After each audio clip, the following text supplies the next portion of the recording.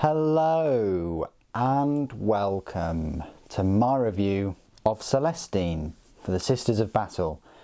This model will cost you £32.50, but you do get two Gemini Superior with her. So not too bad when you consider my expectation for the Canoness being £25.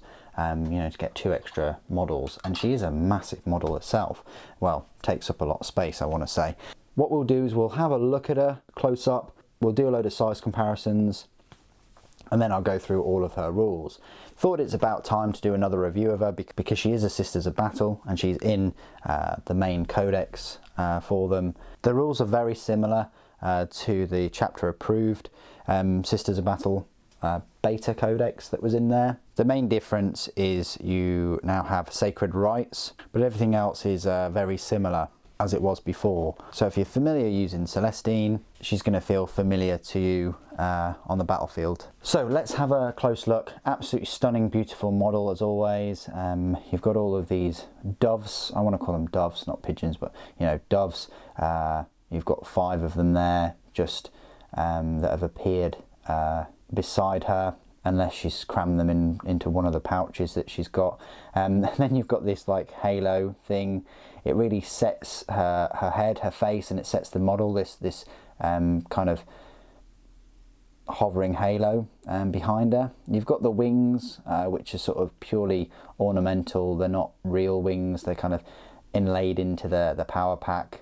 You've got a few thrusters there, which work similar to the Seraphim jetpacks. You've got the Ardent Blade here. That's what this kind of power sword is called. It's basically a power sword that's a flamer as well. Pretty awesome. And yeah, you've got her resplendent in her armor.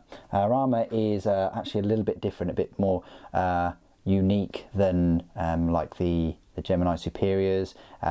She's got these winged skulls just below the knee part, attached to the greaves of the leg armor, and she's got the floral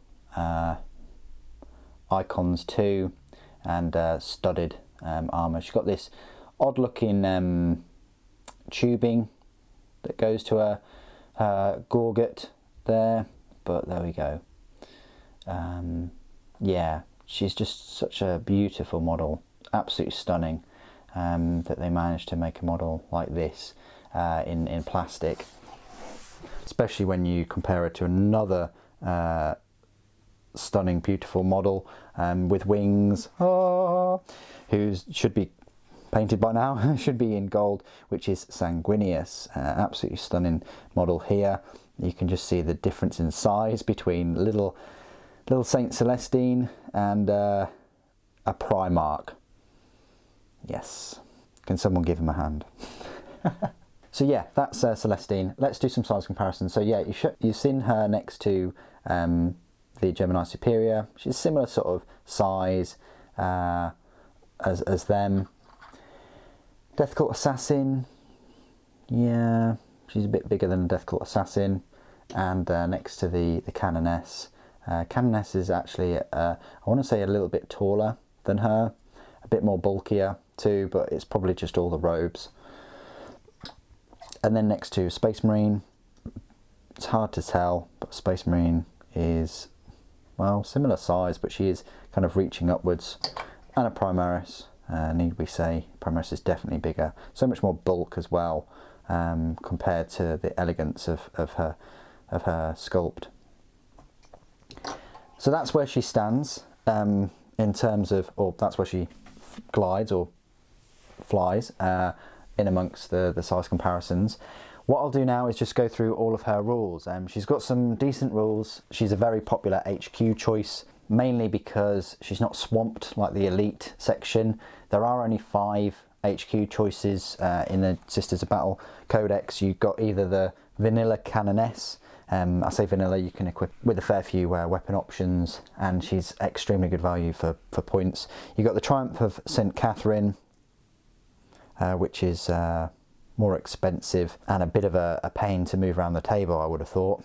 You've got Junith Eruta, which is only for the Order of Arm-Hearted Lady, so a bit of a restriction there. And then you've got a missionary, which, yeah, he's a zealot, and I'd much prefer getting a canoness or something like that.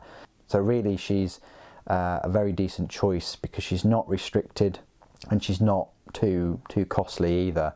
Yeah, she doesn't do that well with shooting, but she more than makes up with it with her other abilities, which we'll go through. So what do you get for this power points cost of an 8? Bearing in mind Triumph of St. Catherine is power points cost of a 9 and Junith is only a power points cost of a 6. So Celestine herself is 160 points, quite pricey, especially then when you add the Gemini Superior at a total cost of 32 points. So you're looking at 192 points for the three of them. Well, you get a movement speed of 12 inches because she's got that jetpack. They all move 12 inches. Weapon skill and ballistic skill is 2+, that's what you'd expect. Her strength, she is squidgy at strength 3 and toughness of 3, although the Ardent Blade bumps her strength up to 7. Very decent. She's got 6 wounds, so she can absorb a lot of damage. She's got 6 attacks, a leadership 9 and a save of 2+. Bearing in mind she's got the armour of St. Catherine, which gives her a 4+ invulnerable save. Would have been great if that armour of Catherine, she got the armour of St. Catherine, which gives her a 4+ invulnerable save. Would have been good if that armour gave us something else on top of that, because that's just the same as a normal Rosarius invulnerable save.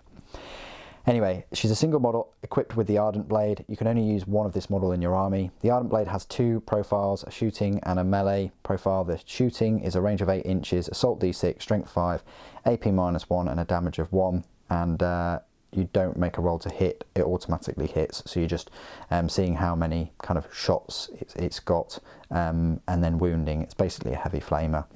The Ardent Blade also has a melee profile. It's a strength +4, so that'd be strength 7, AP's -3 and the damage is 2. So it beats a power sword in that regard because she's got a strength 7 power sword with a damage of 2 as well. So it's very decent in melee, especially with those 6 attacks. Now abilities, she's got pretty much what most of the Sisters of Battle have, which is Axe of Faith, Sacred Rites and Shield of Faith. So yeah, she's getting that 6+ invulnerable, but more importantly it's protecting her against Psychers too. She's got Healing Tears. At the start of your movement phase you can select one friendly Gemini Superior unit within 3 inches of this model. If that unit contains a model that has lost any wounds, that model regains its lost wounds. Otherwise, if a model from that unit has been destroyed, you can return it to the battlefield with 2 wounds remaining, placing it within 3 inches of this model and in unit coherency. If the model cannot be placed in this way, it's not returned to the battlefield.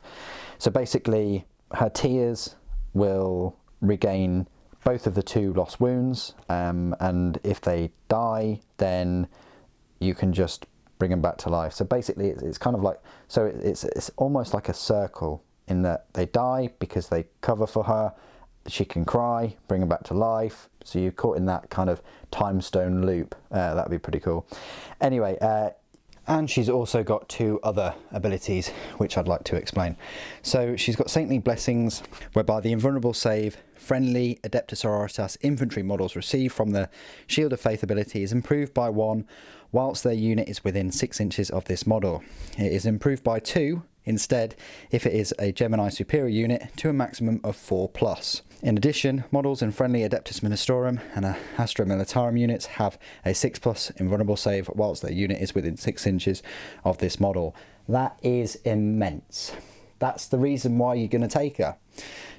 You're essentially giving everyone within 6 inches an invulnerable save bubble. You've got some Seraphim around her, 5+ invulnerable. You've got the 2 Gemini Superior, now they've got a 4+ invulnerable. You've just got some Astra Militarum, 6+ invulnerable. Does that mean you're getting a 6+ invulnerable on a Baneblade? Of course, why not? Yeah, immense. Fantastic ability there. Miraculous Intervention.